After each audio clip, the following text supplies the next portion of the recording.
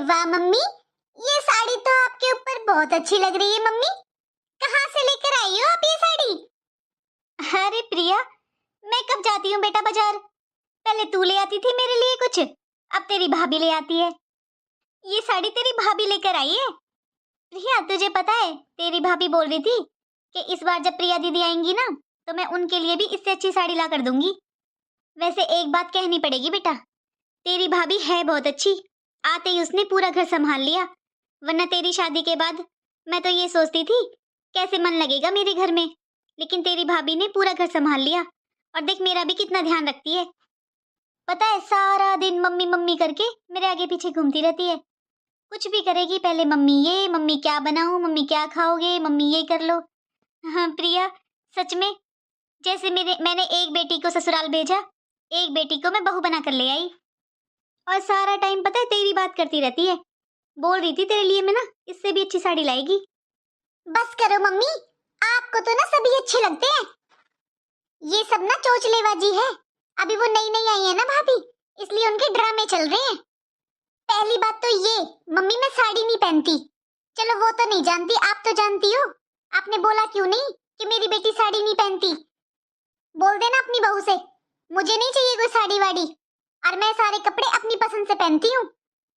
और मम्मी, ये सब जो अच्छी बन रही है ना, वो आपके पीछे जो आगे पीछे घूमती मम्मी मम्मी करती, ये सब उसके चोचले हैं। आपको पता है, अभी आप सारा काम करते हो, भाभी के साथ ना सारा काम करवाते हो।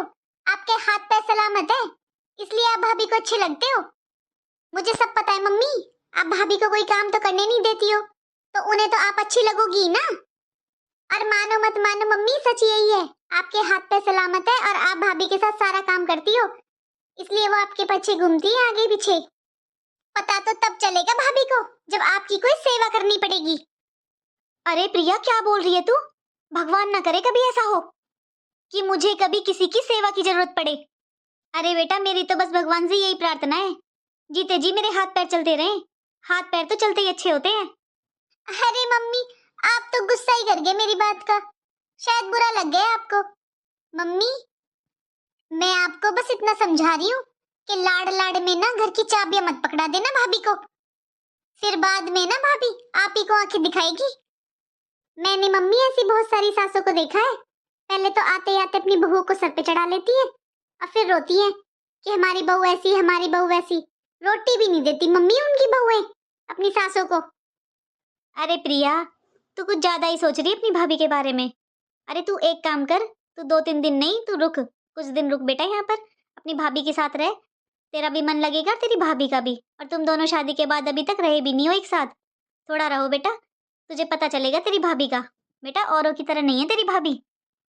और रही बात काम की, एक बात बता, समधन जी तेरे साथ कितना काम करवाती हैं? तूने कभी आज तक अकेले खाना बनाया है? तू खुद ही बताती है बेटा कि समधन जी तूने आटा लगा दिया, तेरी सास रोटी बना रही है, समधन जी ने सारी सब्जी काट के दे दी, तू बस छोंकती छोंकती है। समधन जी सारे कपड़े धुल देती है मशीन से, तू बस सुखाती सुखाती है। आज तो मम्मी मुझे सच में मेरी आंखें खुल गई। आप तो मम्मी अपने बेटा बहू के हो।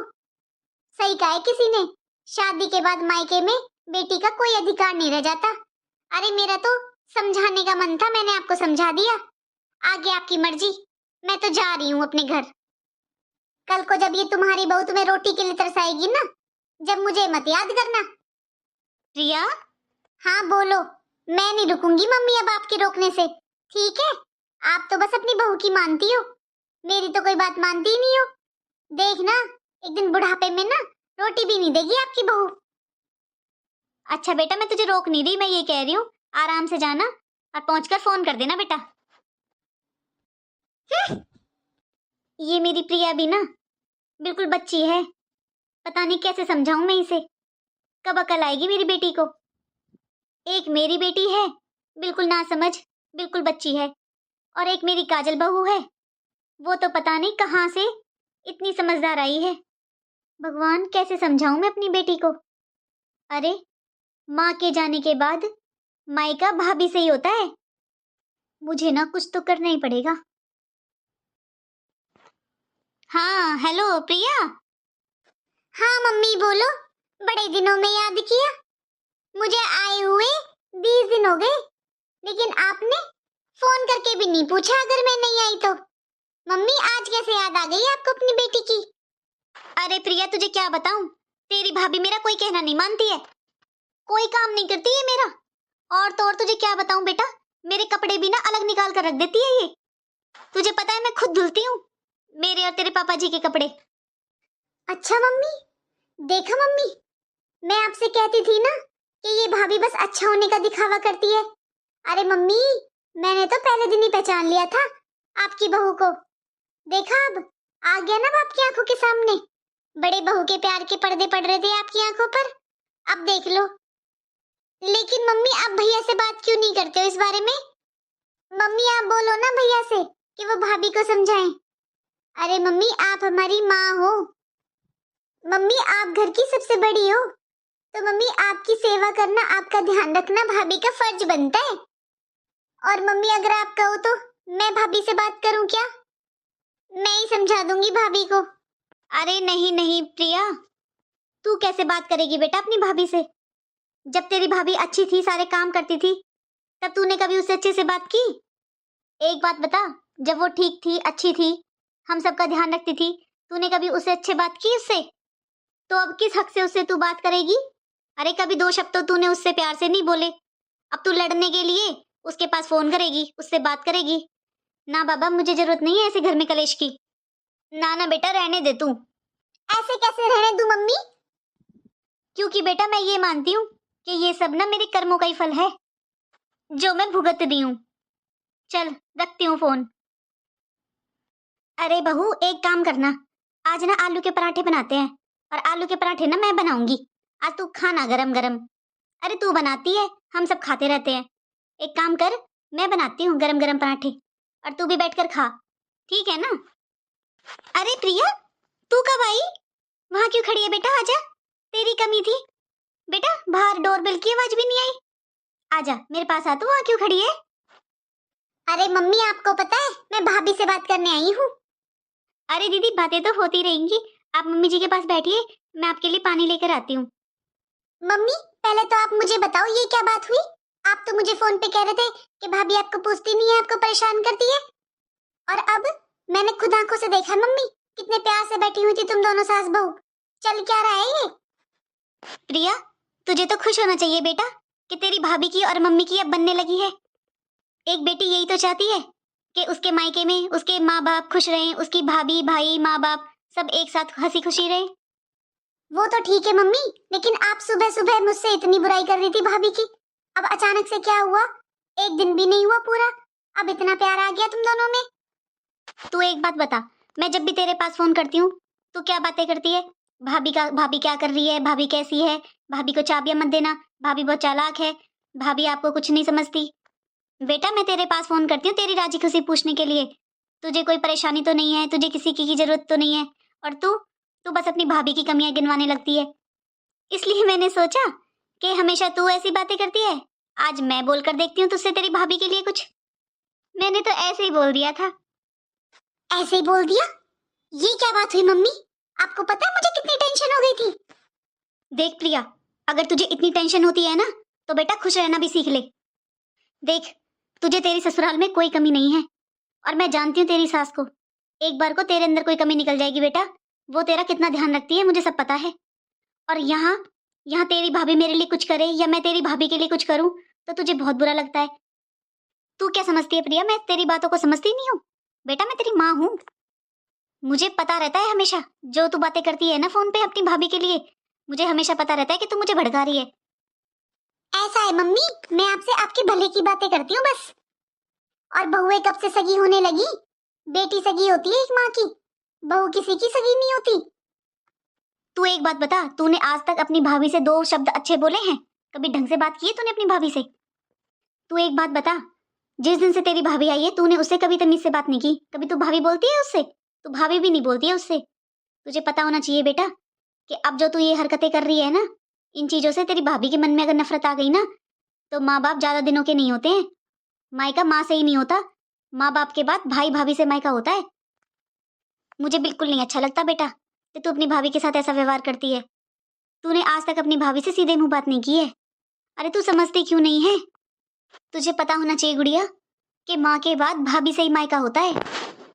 हाँ मम्मी, आप सही कह रहे हो। मम्मी, मुझे ना कभी भी अच्छा ही नहीं लगा जब आप और भाभी खुश रहते थे। तो पता नहीं मम्मी, मुझे बहुत बुरा लगता था जब आप और भाभी हंसते थे, एक साथ रहते थे। तो असल में तो मम्मी, जब से भाभी आई है ना, तो आप सब उनसे इतना प्यार करने लगे और वो भाभी भी आप लोगों से इतना प्यार करती है। मम्मी, मुझे अच्छा नहीं लगा। मुझे तो बस ऐसे लगता रहा कि अब इस घर में मेरी कोई जगह नहीं है। मम्मी, मम्मी, जब तक भाभी नहीं आई थी तो बस इस घर में मेरे अलावा किसी का नाम नहीं लेते थे। सब मेरे मेरे बारे में ही पूछते थे, मेरी बातें करते थे। और जब से भाभी आई है, ऐसे लगता है जैसे उन्होंने मेरी जगह ले ली। मम्मी, मुझे पता है भाभी बहुत अच्छी है और मैं भाभी से नफरत नहीं करती। मम्मी, बस मुझे ऐसे लगता है कि उन्होंने मेरी जगह ले ली है घर में। बस इसी बात का दुख होता है मम्मी मुझे। बस इसीलिए मैं उनके साथ ऐसा व्यवहार करने लगी। लेकिन मम्मी, सही कहा आपने, भाभीयों से ही मायका होता है। मम्मी, मैं ये बात समझ ही नहीं पाई। मम्मी, आज मैं अगर भाभी के साथ ऐसा व्यवहार करूंगी तो उनके मन में मेरे लिए नफरत आ जाएगी ना। मम्मी, मुझे माफ कर दो। मम्मी, मैं आगे से ऐसी गलती नहीं करूंगी। मम्मी, भाभी के साथ भी मैं हमेशा अच्छे से ही बात करूंगी। अरे प्रिया, रोना बंद कर बच्चा। तू रोई क्यों? मुझे अच्छा नहीं लगता जब तू रोती है। रोना बंद कर पहले।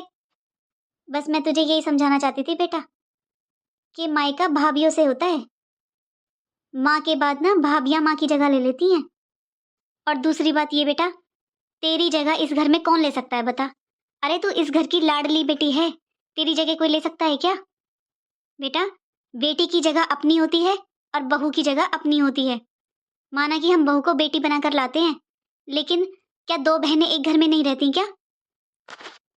और तू ना एक बात बता मुझे, तेरी भाभी अपने माता पिता को छोड़कर इस घर में आई है, और अगर उसे यहाँ पर ऐसा महसूस हो कि ये घर उसका अपना नहीं है या हम सब उससे प्यार नहीं करते हैं, तो बेटा वो कैसे हमें अपने माता पिता की जगह मान लेगी?